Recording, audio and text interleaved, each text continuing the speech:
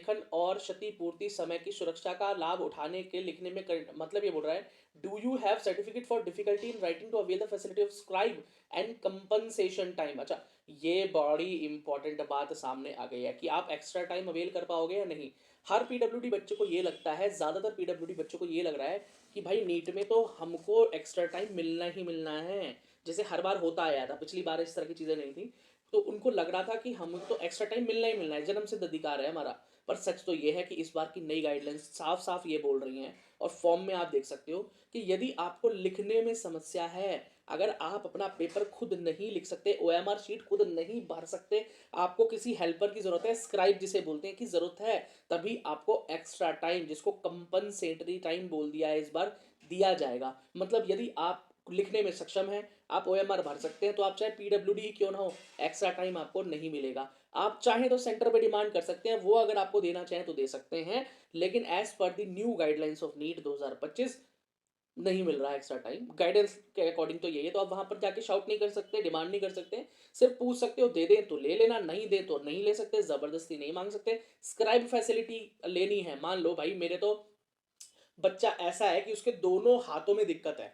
अब मान लो मैं ऑप्शन एक ले लेता हूँ ऊपर, भाई दोनों हाथों में ऊपर दिक्कत है, ओएमआर भर ही नहीं सकता बच्चा, ऐसा है, तो फिर वो स्क्राइब फैसिलिटी के लिए क्या करेगा, यस करेगा। ठीक है, अब ये बोलेगा, यस में भी देखो तीन ऑप्शन आ रहे हैं, नो कर दो, नहीं भाई मैं तो अपना पेपर पढ़ भी खुद सकता हूँ, समझ भी खुद सकता हूँ, और उसका आंसर भी खुद कर सकता हूँ, मेरी विकलांगता मुझे फॉर्म भरने के बाद एग्जाम देने से नहीं रोकती है, तो मैं I don't need a scribe पर ओके कर दूंगा। लेकिन नीचे आ गया, नहीं भाई मुझे दिक्कत है, मैं मेरे हाथों में परेशानी है या मेरी आंखों में परेशानी है, मुझे कोई चाहिए जो मुझे बताए पढ़ के क्वेश्चन, या मुझे कोई चाहिए जो मेरे ओएमआर को भरे, तो yes I would like NTA to provide the scribe. मैं चाहता हूँ मैं मेरा स्क्राइब तो एनटीए दे दे मुझे, मतलब जो एग्जामिनेशन सेंटर है, मुझे मेरा स्क्राइब वही मुझे मिल जाए, मेरे को कोई इधर उधर हेल्प करने के लिए मिल नहीं रहा है, तो मैंने यस कर दिया।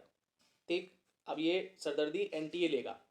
अब नेक्स्ट ऑप्शन क्या है, yes I will bring my own scribe. ठीक है, तो ये बोल रहा है नहीं भैया मैं तो अपना स्क्राइब खुद लेकर आऊंगा, मैं तो अपना साथी खुद लेकर आऊंगा, मेरी जिस आदमी के साथ ट्रेनिंग है। अब हो सकता है कि भाई जो बच्चा है वो ब्लाइंड हो, ब्लाइंड बच्चे की किसी किसी के साथ ट्रेनिंग होती है।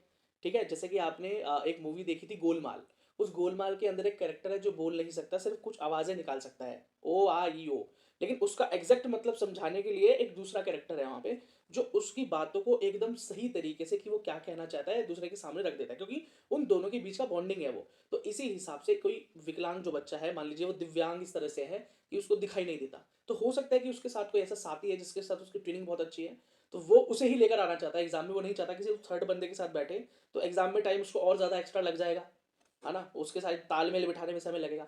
तो नहीं जी, हम तो अपना स्क्राइब खुद लेकर आएंगे, और स्क्राइब का नाम यहाँ डालेंगे, डेट ऑफ बर्थ डालेंगे, आधार नंबर डालेंगे, ठीक है, उसका आधार नंबर कंफर्म करेंगे, और उसकी क्वालिफिकेशन भाई ज़रूर बताना चाहिए। क्यों?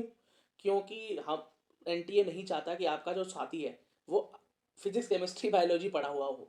अगर वो फिजिक्स केमिस्ट्री बायोलॉजी पढ़ा है 11th 12th में, तो वो आपका स्क्राइब बनने लायक नहीं होगा, चाहे आपकी उससे बॉन्डिंग कितनी भी अच्छी हो, क्योंकि वो उन वो आपको सजेशन बीच में दे सकता है।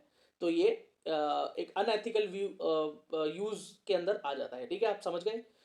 ठीक है, अब याद रखना भैया कि इसके लिए आपको एक स्क्राइब का फॉर्म भी फिल कर कर लाना होगा सेंटर पर ले जाने के लिए, जिसकी वीडियो मैंने अलग से डाल दी है।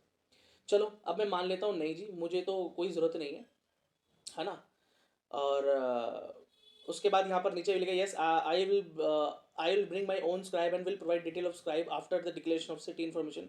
ये कह रहा है जी अभी नहीं बताना चाहता मैं, उसकी डिटेल, उनकी डिटेल जो है मैं बाद में बताऊंगा, जब मेरे वो सिटी स्लिप आ जाएगी, जब मुझे सेंटर के बारे में पता चल जाएगा, तब मैं उनकी डिटेल बताऊंगा। अभी पता नहीं है मुझे कि अगर मेरा सेंटर पास पड़ेगा तो मेरे साथ कौन स्क्राइब जाएगा, और दूर पड़ेगा तो मेरे साथ कौन स्क्राइब जाएगा।